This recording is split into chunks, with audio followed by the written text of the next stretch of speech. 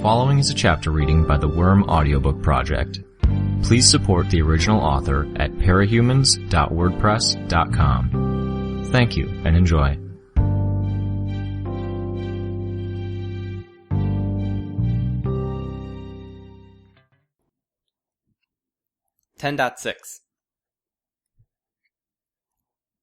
The residual foam on my glove made my hands sticky as I reached into the compartment at my back and grabbed my baton. It took me 2 tries to get my thumb onto the button so I could whip it out to its full length. I strode towards Bitch, weapon in hand. Tattletale hurried to catch up to me, turning to keep an uneasy eye on the ongoing fight with the Protectorate. "Hey, Skitter!" Tattletale grabbed my shoulder. I whirled to face her, hand clenching my baton. I could see the change in her expression as some piece fell in place for her. "Shit," she swore. "Hey, listen." She didn't get a chance to finish. White smoke billowed around us. My first thought was that our adversaries were using some sort of bug spray. The way today was going, it would be just my luck. I held my breath and hurried out of the cloud, Tattletale following, and searched for the source.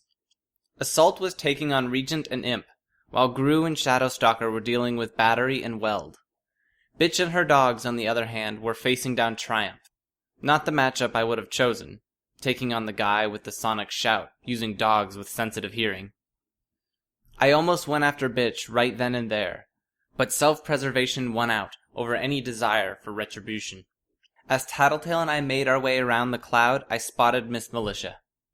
A black-green energy crackled in her hand, and she lobbed a grenade my way. I scrambled back, only for it to turn out to be another canister of smoke, billowing out between Miss Militia and me. Why the smoke? The bees I had in the smoke were acting funny. I was surprised to find out why. I'd known that beekeepers used smoke to pacify the bees before collecting the honey. My assumption had been that it acted as a tranquilizer, putting them to sleep. In reality, it was forcing them to revert to instinctual behavior. It made them want to eat and feed and to flee. For those near enclosed spaces or even the corners of walls or the foundations of buildings, it made them adjust their wing beats to divert the flows of oxygen. If she'd been intending to use the smoke to screw with my insects, she'd underestimated my power. I canceled out the instincts and sent the bugs through the smoke, blind, feeling out for her.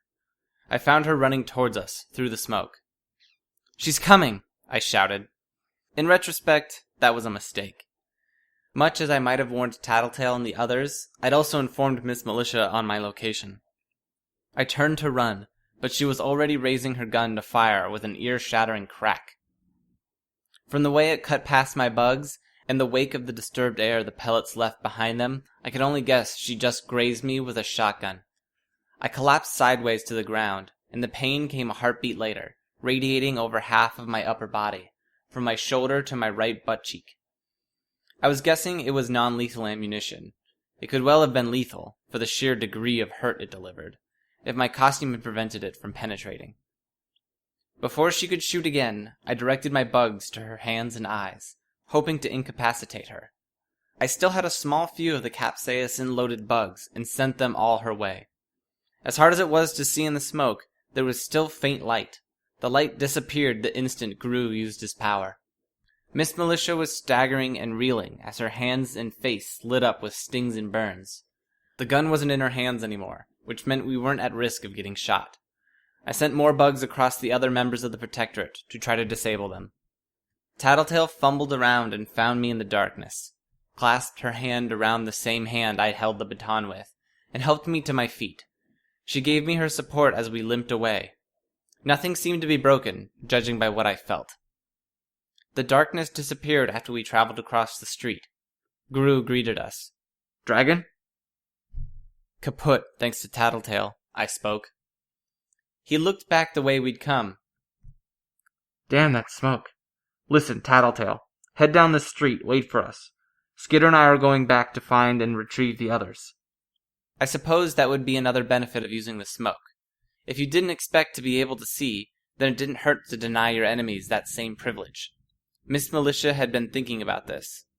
If her team wasn't so sparse on members, she could have done a lot more damage. "My bugs are telling me they're over there, there, and there. I pointed in the direction of our teammates. That's all I can do for you. I kinda got shot. Not sure I'm up to running around. His head snapped around to face me. Shot? I'm okay. It was non-lethal, I think, I assured him. Go! He did, glancing over his shoulder to look at me before disappearing back into the mists of the darkness. Tattletale and I made our escape. We got 3 blocks away before we found a spot to hide. Tattletale got out her phone and began sending messages, presumably to Gru and Coil. Our hiding place was the lobby of an apartment building. Boards had been placed over the windows, and there were signs that some people had camped out here not long ago. It was otherwise similar to Gru's apartment complex. Less tidy, obviously. You okay? Tattletale asked me. That question seems to come up a lot. I'm sorry, I knew the gun would inevitably overheat, and what little I could read off of Dragon told me she'd deal with that above anything else. I didn't think you'd be stuck there too. No, your gun thing saved my skin. The real problem was... I trailed off. I still had the baton in my hand. The residual containment foam meant I'd probably have to peel the glove away from the weapon. I clenched the weapon tight. We sat in silence for nearly 10 minutes before the rest arrived as a massed group. Shadowstalker was limping, and 2 of the dogs were their normal size, draped across Bentley's back, but everyone was more or less intact. Bitch's eyes widened fractionally as she saw me. I was already standing, barely feeling the hurt from where I had been grazed, blood pounding in my ears, and I can feel the buzz of my insects. How? She started. I didn't let her finish. My baton held in both hands, I struck her in the upper thigh. When she didn't fall, I let go of the baton and backhanded her. She toppled, and protests and shouts echoed around me. It hurt. Damn it, I'd never really hit someone with my hands before. I wondered if I managed to break something. There were still bugs on some of my teammates. I could sense them approaching, Gru and Imp moving to stop me. I ducked out of the way of their hands before they could grab me, and then held up my baton, menacing at them. I cast a momentary glance toward Shadowstalker, then augmented my voice with the buzzing and chirping of my swarm. Don't! What the hell are you doing? Gru roared. Ask her. My response was barely above a growl. Gru glanced down at Bitch, who was rubbing her chin, opening her jaw wide as if testing it. I dropped down to my crouch so quickly that my knees slammed into the ground. I grabbed the upper end of the baton and pulled it over Bitch's head, forcing the bar between her teeth, pulling back hard. Gru moved to stop me once more, and I shook my head. He hesitated, then stopped. Bentley was pacing towards me, snarling at the attack on his owner. I met his gaze with my own, unflinching, and he didn't lunge to attack, maybe because he didn't want to hurt his master in the process. I didn't break eye contact with the dog as I spoke with the swarm buzzing in accompaniment. Regent, this isn't for Shadowstalker's ears. Got it, Regent spoke. Shadowstalker moved to the bench by the elevators, sat down, and buried her face in her arms, covering her ears. Regent informed me, she can't hear much of anything now. Bitch! I pulled on the bar, eliciting more struggling from Bitch. Just tried to fuck me over in the fight with Dragon. Shoved me into the foam. Bitch made a muffled noise, then jabbed me in the side, where I had been grazed by Miss Militia's shotgun. It hurt, and in the interest of keeping her from doing it again, I shifted my position so I could force Bitch onto her back against the ground, her head pinned down by my baton. She could still hit me and jab me, but my shins could take a lot more abuse than her jaw could. I belatedly realized I'd taken my eyes off Bentley, but he didn't maul me. When I looked up, I saw Tattletale had a grip on his chain. You're a coward, Rachel, I spoke. You just did the very same thing you hated me for almost doing. You stabbed me in the back. You fucked over your own teammate. She mumbled something around the bar. The look in her eye made me seriously worry she would kill me when I let her go. I'm in a position to hurt you now, and I'm pissed enough to do it. I spoke, my voice low, but I won't. This vendetta against me ends now. You got your shot at me, you fucked it up. You're still mad at me? You fucking better cope. Got it? She snarled out 2 muffled words. I suspected they were rude. When I spoke next, I bent low and whispered the words for her, and her alone. When you're tossing and turning and trying to sleep, Remembering what I did and said here and getting pissed off about it? Remember that you were the weak one. You embarrassed yourself. Fucked up. You were the weakling, the wuss who couldn't even confront me face to face. And knowing you like I do, I'm betting it's going to gnaw at you. That's as much punishment as I could inflict, I think. That's on you, not me. You said it yourself a while back. It's a mistake to underestimate me. You want another shot at it? It better be really damn good. Because if it isn't, I'm going to survive.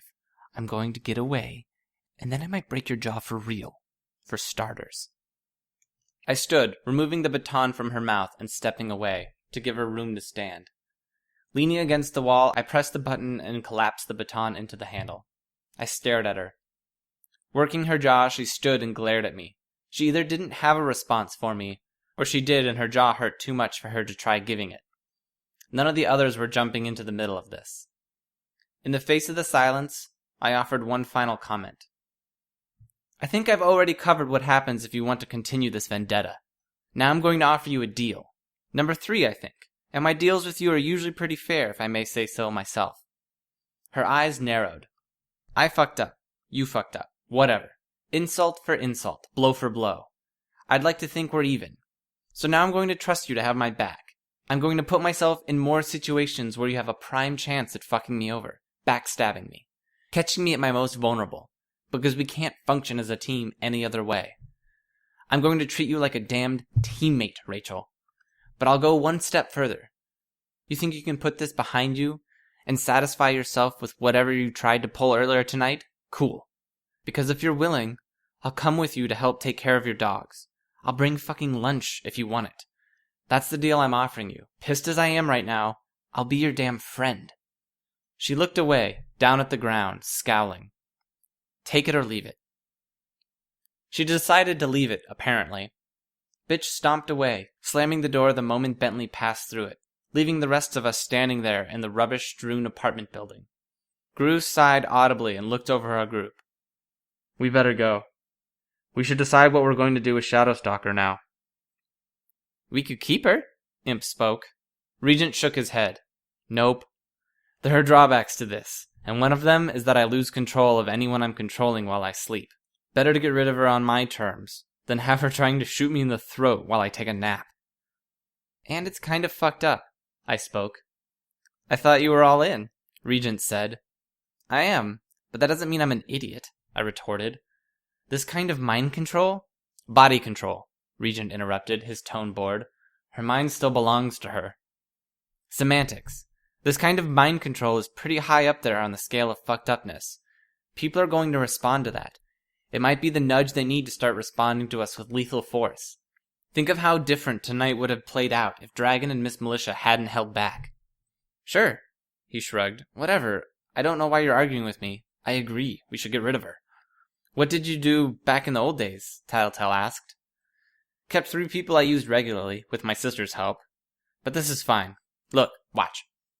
Shadowstalker stood, lowering her hands and arms from around her head, and walked over to the door. She faced Regent. I'm letting you go, he spoke. And then he did. She dropped to all fours on the ground, grunting. A second later, she was loading her bolt, spinning to point her crossbow at him. She stopped before firing. There's a catch, he spoke. My power, once I've figured someone out, it's a lot easier to control them after. Anytime you come near me, I can do this. I can use my power and retake control in the blink of an eye. He had her raise her crossbow and pointed at her temple. It was a tranquilizer dart, but the meaning seemed pretty damn clear. Next time I get control, I'm keeping you for a full day. Maybe 2, if I feel like pulling an all-nighter. And here's the funny part. There was no humor in his voice. I'm going to do it even if I'm in civilian clothes. If my power tells me you're in range, you won't even know when it's coming. You're now a liability to the wards, and you won't ever know when or where I'm going to get control again. Unless you leave. Skip town. Join another team. She nodded slowly. The movement was jerky, which was peculiar. Was he giving her limited control of her own movements? Now let's walk you off to the other end of the city before I release you. I don't think you're quite stupid enough to try and follow us, but I think my teammates would be more comfortable if they were sure. Shadowstalker turned and walked through the door. Regent looked at us, shrugging. Good enough? She might be mad enough to come after someone else in our group, but yeah, good. Gru said. Let's go deliver the stuff. We didn't meet Coil in the underground base, and the people surrounding him weren't all the same uniformed mercenaries that had made up his entourage in prior meetings. The meeting place was at the south end of the docks, near the border to the downtown area, and it was closer in appearance to the refurbished, ramshackled building where I reunited with the Undersiders than anything else. The building was an old quadruplex, and it had been reinforced with metal panels, sandbags, and plastic sheeting to keep the interior crisp and dry, much as the other buildings had. Small rooms with bunk beds filled half of the lower levels, with a bathroom, kitchen, and living room taking up the rest. Finding the lower level empty, we headed to the second floor, and found an open space supported by 2 metal pillars. There were a half-dozen mercenaries with Coil, as well as a collection of people who looked like they had come from every walk of life. Teenagers, professionals, and 2 guys that might have been capes. One thin, short guy with brown skin and a tattoo around his mouth, depicting a mess of sharp teeth penetrating the skin of his cheeks and lips. The other was burlier, shirtless, and wore a rusty, old-fashioned looking mechanical rigging around his hands, with a bear-trap jaw plate. The frame seemed to set up to hold metal claws around his fingertips, while allowing his hands the full range of motion. He had a spiked collar of much the same style. Coil sat in a black leather armchair, with a laptop set on the table beside him. Dinah was there too. She sat at the base of the chair on a cushion just beside Coil's feet, picking at the threads of her white dress with a dazed single-mindedness that told me she had probably received her candy pretty recently. Undersiders, Tattletale informed me you were successful, despite complications. May I see it? Tattletale stepped forward and handed Coil the USB thumbstick. He plugged it into the laptop, then turned the computer so the middle-aged man to his left could type away. Data's corrupted, sir. Looks like the download was interrupted at the 97% mark. Can you fill in the blanks? Coil asked him. Probably. Will take some time. There's encryption. Good encryption. Maybe a few days with the full team working on it? Most likely it's Dragon's work, Coil spoke. Let's assume it'll take a week, minimum. Perhaps Tattletale will be able to assist. Yes, sir. Priority number 1. I want the data on the Slaughterhouse 9. I felt a chill, but didn't say anything. Was he intending to hire the team? It would be a huge mistake in my book if he was. Regent asked the question for me. The Slaughterhouse 9? At least some of their members have been seen in town, preying on the locals, disrupting recovery efforts. The recent chaos makes the city a playground for them, Coil spoke. One of my teams is bound to run up against them soon. How likely is it? Tattletale asked. She tilted her head in Dinah's direction. Can you ask her? I suppose. Coil put his hand on Dinah's head, stroked her hair, then slid it down to the side of her face until he could place his fingertips under her chin, raised her head to look at him. Pet? It was disturbingly intimate in a way I'd rather not think about. No, not intimate. That was the wrong word for the impression I was getting. Possessive. I looked away. Yes? Dinah asked. Likelihood that one of my groups encounters the Slaughterhouse 9? Who? He moved to take the laptop, and the middle-aged man stepped back to let him. He typed for a few seconds, then turned it around so Dinah could see. It was a gallery of images. Bonesaw, he spoke. The girl on the screen looked barely older than Dinah, maybe the same age as Aisha. The image showed her wide-eyed, a spray of dried blood painted her face at a diagonal. Shatterbird. A dark-haired, brown-skinned woman with a helmet covering the upper half of her face, in a beak shape. I was reminded of Iron Falcon, the boy I tried to help, who died in the Endbringer attack. From what I'd read, Shatterbird usually used her power as the 9 arrived in the city, to maximize panic and terror. I supposed they were flying under the radar for now. Fuck, I'd have to do something about my costume just in case. Crawler. No portrait this time. It was a still from a surveillance camera, a misshapen silhouette, not even humanoid, in a shadowy area. I'd come across stories about him when I'd been researching possible superhero names for myself. Not pretty. Mannequin. Another long-distance shot. The figure was standing by Bonesaw in the photograph, with other hulking figures within the shadows of the background. He stood almost twice her height, and he looked artificial. His body was in pieces, each section wrapped in a hard shell of ceramic or plastic or white-painted metal.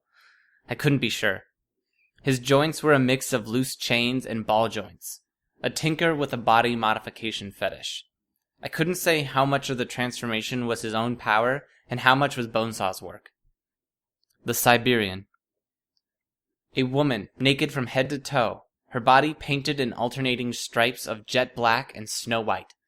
She had gone up against the triumvirate, Legend, Alexandra, and Eidolon, on a dozen occasions, and she was still around to talk about it. Or around, at least. From what I read, she didn't talk. Burn scar. Younger. Maybe an older teenager, or young-looking 20-something. She looked almost normal, with her dark hair badly cut. But then I saw the vertical row of cigarette burns marking each of her cheeks, and a faint glow to her eyes. Hatchet face? This was one I hadn't even heard of. The man didn't wear a mask, and his head was shaven. He looked like he had been beaten, burned, and just plain abused so often that his face was as much scar tissue than flesh, and it didn't look like he'd been handsome to begin with. Jack Slash. Jack looked like someone on the attractive side of average. His dark hair cut short and styled with gel. His beard and mustache were immaculately trimmed, so that each had a serrated edge, and his shirt was wrinkled, only half buttoned so his hairless upper chest showed. He had kind of a Johnny Depp look to him, though he had more of a widow's peak, a longer face, and lighter eyes. Good looking if you looked past the fact that he was a mass murderer. He held a small kitchen knife in the photo. There were parahumans who were fucked up before powers entered the picture, like Bitch, and there were parahumans who became monsters after they got their powers, like Bakuda. Then there were really dangerous ones, the ones who had probably been monsters before powers were even on the table, and then they got worse. And if that wasn't bad enough, you had Bonesaw, who was like some kind of artist, as psychopaths went. The sort of person that drew other lunatics to her, just because they wanted to see what she would do next. Even that wouldn't normally work as a dynamic, but as I understood it, Jack somehow managed to play them off one another, and keep the group more or less intact. He was familiar enough with the psychology of his group and just plain charismatic enough to keep them from killing one another. Which wasn't to say they didn't. There were only 8 members in their group at present, and the turnover rate was pretty damn high, because they had a tendency towards recklessness, infighting, and showy displays. They thought nothing of descending on an elementary school just because they could. When the heroes came for them, they came with lethal force. Dinah said. What is it, pet? Quill murmured. It's him. Who? She pointed at the screen, at Jack Slash. Him. You're going to have to explain to us, pet. What about him? He's the one who makes everyone die. I shivered. What? Everyone here? Dinah shook her head, her hair flying out to either side. Everyone. I don't understand. Can't explain. Try, he urged her. Sometimes it's in 2 years. Sometimes it's in 8. Sometimes in between. But if he's alive, something happens and everyone on Earth starts to die. Not that everyone doesn't die anyways, but they die really fast when that something happens. All one after another, and in a year, almost everyone is dead. So I said everyone, if that makes sense. And a few live, but they die pretty soon after anyways, and... Shh, pet. I think we understand what you're saying. Quiet now, unless you think of something important. We need to consider this. Silence reigned for a few long seconds. You could have heard a pin drop. His power isn't all that, I don't think. Gru spoke, slowly, as if considering the words as he spoke. Space warping effects, so any blades he was holding have an edge that extends a horrendously long distance. All with the optimal force behind the swing. Swings his knife, cuts through an entire crowd. Doesn't make sense that he'd be able to murder everyone on Earth. Unless he somehow cuts the planet in half, Tattletale mused. That was disquieting. No, Dinah spoke. He doesn't. I think we need more numbers if we're to understand this, pet. What is the likelihood that he succeeds in this, to 1 decimal point? 83.4%. You said if he's alive. What if we killed him, now, to 1 decimal point, if I used my power?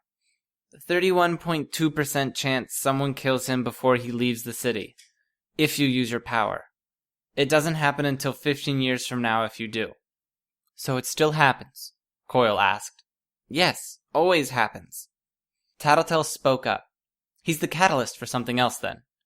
Is it always successful, pet? This something that kills everyone on Earth? She shook her head. Not always, not all the way. Sometimes more people live, sometimes hundreds, sometimes thousands, sometimes billions. But millions or billions always die when it happens. If I were to send the travelers, how likely would they be to kill him? My head hurts. Please, pet, this is important. To 1 decimal point. 22.6%. 30.9% chance some of them die. And the Undersiders? 11.9% chance they succeed. 55.4% chance they die if they fight those people. Coil sighed, then straightened. He looked at the middle-aged man, handed him the computer. I strongly recommend you get what information you can on the group. Any details in the PRT records could be invaluable. Lose sleep if you have to. The man took the laptop, swallowed, and then offered a quick bob of his head. The others in the assembled group around Coil looked just as alarmed by what they'd overheard. We should contact the local heroes. Gru spoke. Let them know what's up. Coil nodded slowly. I'll look into it. That said, I think the numbers illustrate one thing. You were not equipped to fight this group. If you encounter them, you... 60%. Dinah muttered. 60%, pet? 60% chance the Undersiders encounter some of those people. Coil turned to look at us. So you're likely to encounter them. When that happens, you run. Cede any territory. Abandon any job. I'd rather you were alive than successful in a job. Got it, Gru spoke. In the meantime, we'll move on to the next phase of my plan, Coil spoke. You may be wondering about this location, how it is similar to the new headquarters I provided you. I've outfitted these areas to be your stations, points from which you will operate, work to seize and keep territory. I have several more. If you're amenable, I will have each you take one of these stations for yourself. Gru, this would be your station, shared with Imp, which I assume is all right. Gru looked around. Big place and lots of beds for 2 people. More on that later. Rest assured, I can provide staff, help. I expect you'll wish to find and recruit people of your own. Contact me about funds. I will ensure that anyone you hire is paid well. Gru nodded. Regent, your territory is near Gru's, close to the water. Regent nodded. Bitch is absent? Interpersonal stuff, Gru replied. She'll be back. A shame. Your other headquarters where I moved your collective belongings. That will be her station. Barker and Biter here showed up for the Endbringer fight, and I got in contact with them. They, alongside these 3 young individuals, he gestured to the 2 parahumans, and 3 college-aged kids who looked rather intimidated, will work under her. Barker and Biter profess to be fearless, and should have little difficulty managing the dogs, even when Bitch's abilities are at work. The men and the young lady I provided have some degree of training in veterinary medicine or handling dogs. Let her know this. She is free to accept them or refuse them as she sees fit. Gru looked over the 5 people who would be Bitch's henchmen, nodded. Tattletale, I've set up quarters near Lord Street, in one of the ABB's old locations. I assume your teammates will want to be in contact, and this area is both accessible and it can reach any other area readily. The area is already furnished with computers, and you'll find staff there, people who are capable at gathering information, be it from media, computers, or the streets. You'll also find a small force of mercenaries that I've assigned to you, so you can act on that information where you see fit. Cool! Skitter, I have set up quarters near the south end of the boardwalk. Reconstruction and repair work is still ongoing there, but if you will be patient, it may well be one of the more lucrative locations when things are up and running again. I nodded. That wouldn't be far from my old home, close to our old hideout. Did that mean something? Did he know who I was? Or had Tattletale suggested it? I felt uneasy about that. Regent, Gru, Imp, and Skitter, I realize I have not detailed any employees to you to begin with. I leave it to you to start this task for yourself, to decide what you need and how you intend to operate. Once you have decided this for yourself, let me know, and I will endeavor to help you fill the blanks in your individual operations. As you leave, you'll receive emails of the locations of your individual headquarters. For the time being, all I require from you, for now, is that you establish order and assume some measure of control over your territories. There were nods all around. Your payment for tonight's job will be in your account shortly, with a bonus for the obstacles you face. Any questions? Any topics you would like to raise for discussion? A few questions, but I figure I'll see what's up with the new roles we're taking, Gru replied. Then I'll ask them. Good. I've got something I'd like to talk to you about, I spoke, augmenting my voice with the swarm's noise to mask it. In private. Yes, that's fine. I was hoping to have a private conversation with you anyways. Anyone? Anything else before we part ways? Nobody had anything further to say. Gru and the others turned to leave, and the crowd around Coil followed them soon after. One of Bitch's henchmen, Barker, was it, leered at me as he passed, dug his hand into his groin in some sort of scratch or lewd gesture. Lovely. He'd get along great with Bitch. When the group had left the room, I could hear noises downstairs as they moved around the house. Or maybe it was Gru, checking his new place. I was left alone with Coil and Dinah. I wasn't sure I liked that our group was being split up like this. The timing seemed bad. I'd sort of been hoping I could repair the divide, and that would be hard if we were each in our own territories, doing our own things. I'd cross that bridge when I came to it. I heard about the incident at the hospital, following the Endbringer attack. I nodded. Tattletale told me that you know I was fully informed about your true nature. Yeah. Did she explain how? I shook my head. She told me about his power and confidence. Well, I suppose I may share that detail at some point in the future. You understand my desire to keep certain things private. Yeah, no, I get it. It makes sense, it's smart. He murmured. He turned to his pet, stroked her head like one might with a dog or cat. She stared down at her dress, picked at a thread that was sticking out, stretching it out long. The thread snapped, and she let it drift from her hand to the ground. Then she started picking at another. Coil interrupted my observations. So, you wish to discuss something? Yeah, I've made a decision. Do tell.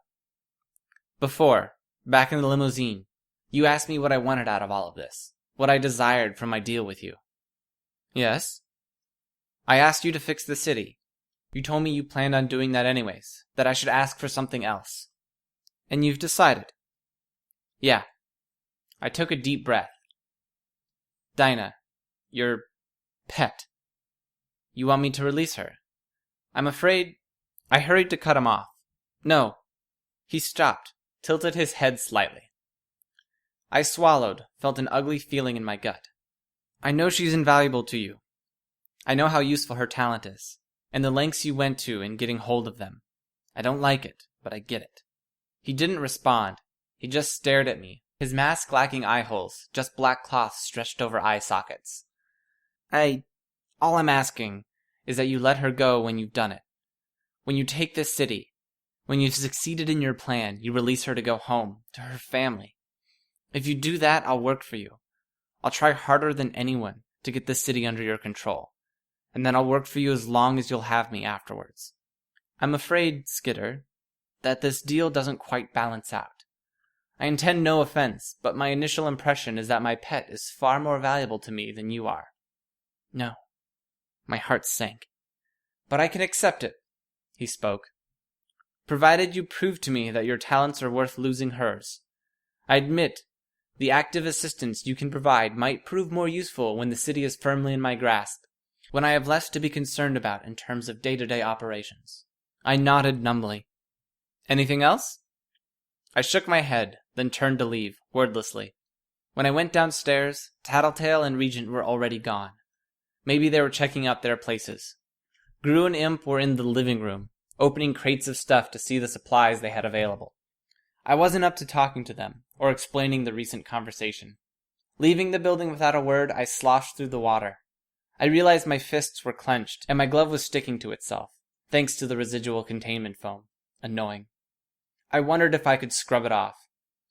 When I peeled my fingers away from the glove, I realized my hand was shaking. I took a deep breath to calm my nerves. I could do this. Whatever I had to do, I was going to help that girl.